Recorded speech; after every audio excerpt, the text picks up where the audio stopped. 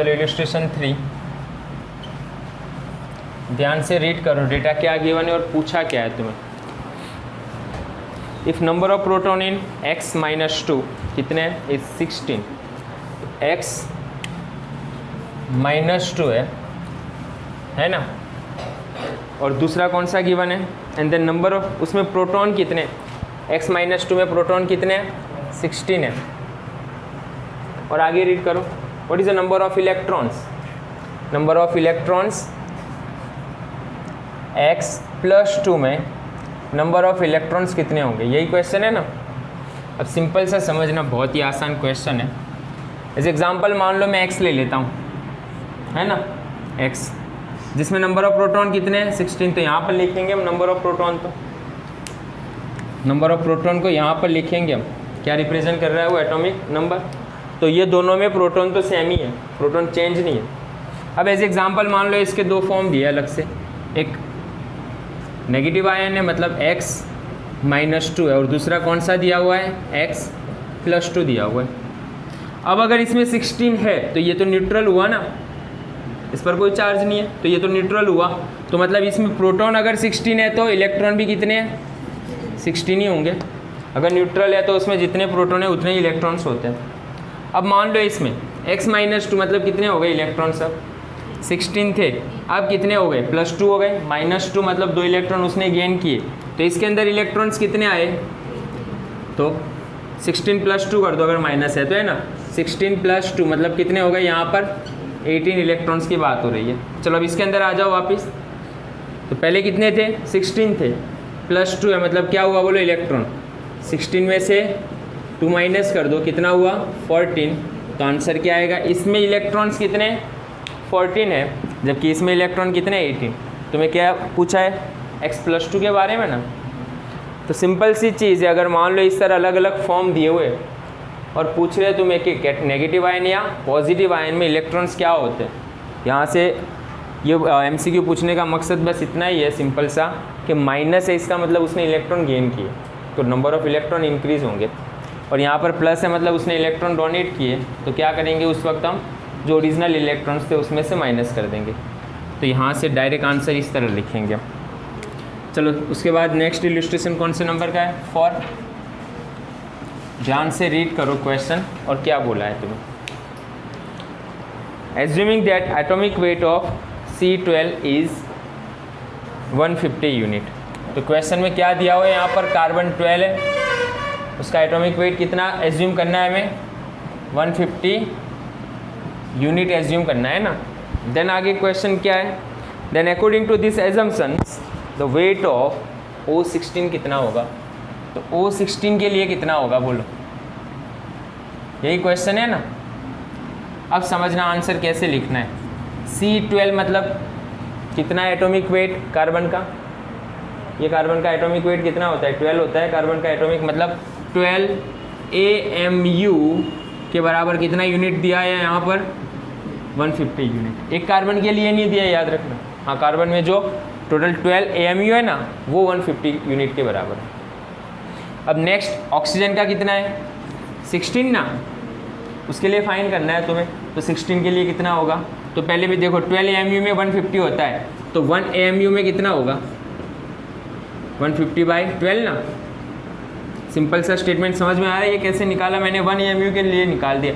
अब मान लो तुम्हें 16 दे दे, वो 15 दे दे, कुछ भी दे दे, तब कोई प्रॉब्लम नहीं है।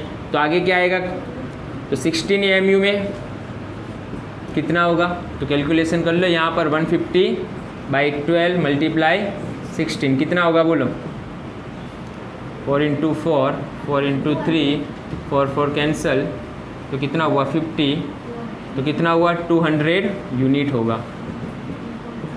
तो आंसर कितना आएगा यहाँ पर 200 यूनिट आएगा। एज्यूम करना है, ओके। यहाँ पर तुम्हें सिर्फ एज्यूम करने के लिए बोल दिया है कि कार्बन 12 उसका एटॉमिक वेट हम कितना एज्यूम कर रहे हैं 150 यूनिट एज्यूम कर ले हम। अगर इसको x एज्यूम कर लेते तो ये कितना होगा फिर, तो ऐसे ही एज्यूम करके इसे आंसर लिखना है। ये रियल क्वेश्चन नहीं है, सिर्फ ये सारे एजम्पशंस के बेस पर सारे क्वेश्चन। तो कार्बन 12 को यहाँ पर क्लियरली बता दिया तुम्हें कि 150 यूनिट एज्यूम करना है। तो इसी तरह ऑक्सीजन के लिए कितना होगा, तो हमारा ओरिजिनल पॉइंट क्या होता है 12 AMU कार्बन, मतलब कितना है 150 यूनिट एज्यूम करना था यहाँ पर एटॉमिक वेट। तो 1 AMU में इतना एज्यूम कर सकते हैं, है ना, क्रॉस मल्टीप्लिकेशन 1 AMU के लिए इतना हुआ। फिर ऑक्सीजन के लिए कैलकुलेट करना है तो 16 के बराबर कितना होगा, क्योंकि ऑक्सीजन का एटॉमिक मास 16 है। तो सबके एटॉमिक मास तुम्हें कंपलसरी आनी चाहिए यहाँ पर। चलो नेक्स्ट इलस्ट्रेशन 5 नंबर।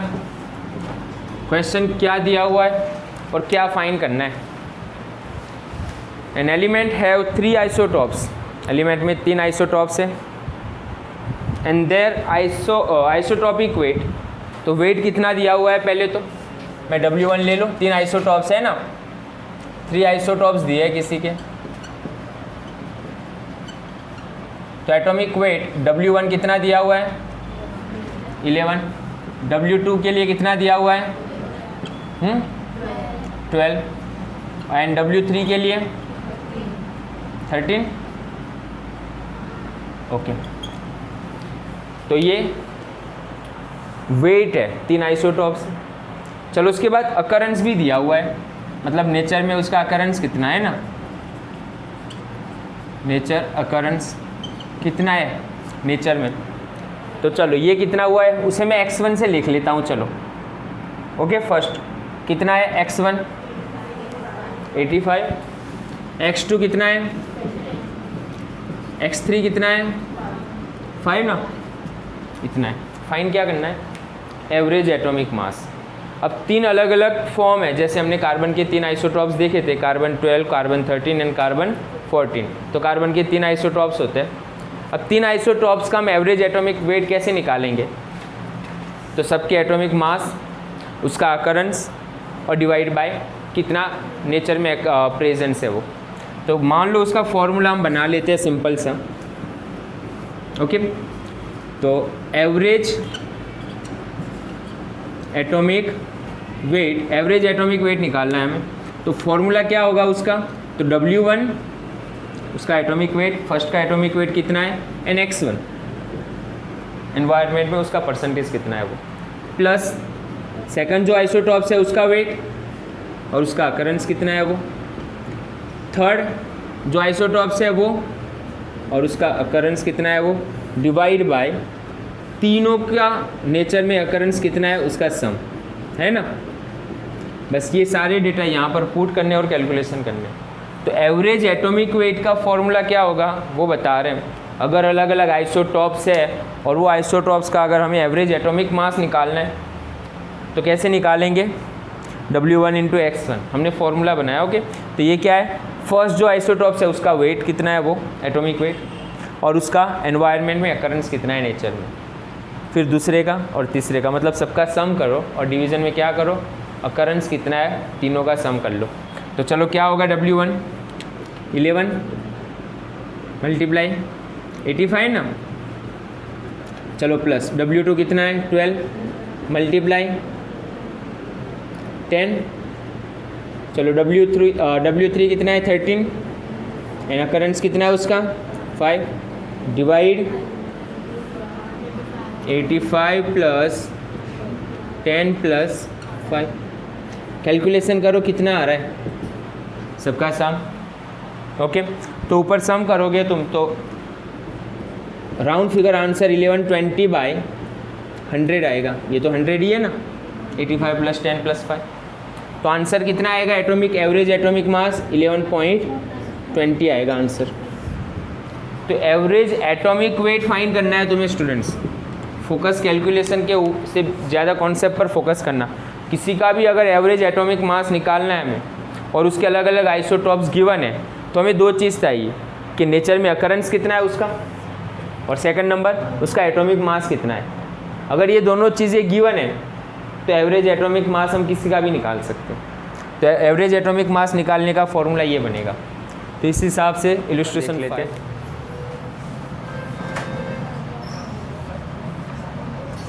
ध्यान से रीड करो क्वेश्चन क्या गिवन है और क्या फाइंड करना है। M है, एक एलिमेंट M गिवन है, उसके 2 आइसोटॉप्स दिए हुए हैं यहाँ पर, एक M50 और दूसरा M52 है। 2 आइसोटॉप्स है, XYZ एक M करके एलिमेंट है, उसके दो आइसोटॉप्स है, एक M50 और दूसरा M52 गिवन है। अब दोनों का एवरेज एटॉमिक मास भी गिवन है। एवरेज एटॉमिक मास कितना है? एवरेज एटॉमिक वेट कितना है? 51.7 ना, 51.7। अब क्वेश्चन में क्या पूछा है तुम्हें? अकरेंस ऑफ ये कितना है? M50 नेचर में कितना होगा? तो मतलब ये दोनों तो 100% है ही ना, एक ज़्यादा होगा एक कम होगा, कुछ भी ऐसा ही होना है। तो यहाँ पूछा है तुम्हें अकरेंस किसके लिए पूछा है? M50, उसका अकरेंस कितना है, परसेंटेज कितना है, वो कैलकुलेट करना है तुम्हें एनवायरनमेंट पर। फॉर्मूला तो वही आना है, लेकिन गिवन डेटा बहुत कम है। तो एज एग्जांपल मान लो हम एज्यूम कर लेते हैं कि x1 इसके लिए एज्यूम कर लेते हैं और इसके लिए x2 एज्यूम कर लेते हैं। चलो x1 प्लस x2 कितना होगा? 100 होगा ही होगा। सिंपल सा एज्यूम कर लेते हैं हम, x1 एंड x2 कितना होगा? 100 होगा। मतलब M1 कितना, M50 एंड x2 मतलब M52 कितना है? 100 है। तो x2 यहाँ पर एज्यूम कर लेते हैं हम, x2 कितना होगा? 100 माइनस x1, एज्यूम ही करना है अभी तो हमें सिर्फ, क्योंकि अकरेंस दोनों में से किसी का गिवन नहीं। अगर एक का गिवन होता तो दूसरे का तो ऐसे ही पता चल जाता, 100 में से माइनस करेंगे, क्योंकि ये परसेंटेज है, अकरेंस परसेंटेज में होगा। तो M50 एंड M52 दोनों का अकरेंस कितना होगा? 100% होगा। जिसे हमने x1 एज्यूम कर लिया और दूसरे को हमने x2 एज्यूम कर लिया, दोनों का परसेंटेज 100 है। तो x2 यहाँ पर क्या एज्यूम कर सकते हैं? 100 माइनस x1 एज्यूम कर लेते हैं।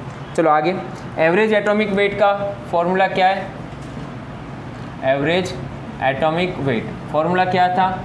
W1 x1, दो ही है, ओके, आइसोटॉप्स दो ही है, तो दो के लिए लिखेंगे हम W2 into x2 by x1 plus x2। Average atomic weight तो गिवन है 51.7, गिवन है ना 51.7। चलो W1 कितना होगा? तो इसका एटॉमिक वेट कितना होगा? 50 होगा। x1 गिवन नहीं है तो x1 लिख रहा हूँ मैं यहाँ पर, प्लस W2 कितना गिवन है? ये जो ऊपर है वही उसका एटॉमिक वेट है, 52 है, और x2 गिवन नहीं है तो x2 ही लिख लेते हैं बाय x1 प्लस x2। चलो 50, x2 की जगह पर 100 माइनस x1 लिख लेते हैं, तो क्या होगा यहाँ पर? 50 x1 plus 52 100 minus x1 bye x1 plus x2 की जगह पर 100 माइनस x2 ना, क्लियर? अरे सॉरी x1, सिंप्लीफिकेशन कर दो। 50 x1 कितना होगा? 5200 माइनस 52 x1 ना, बाय कैंसिल, ये x1 प्लस x1 माइनस है तो ये कैंसिल हो जाएगा।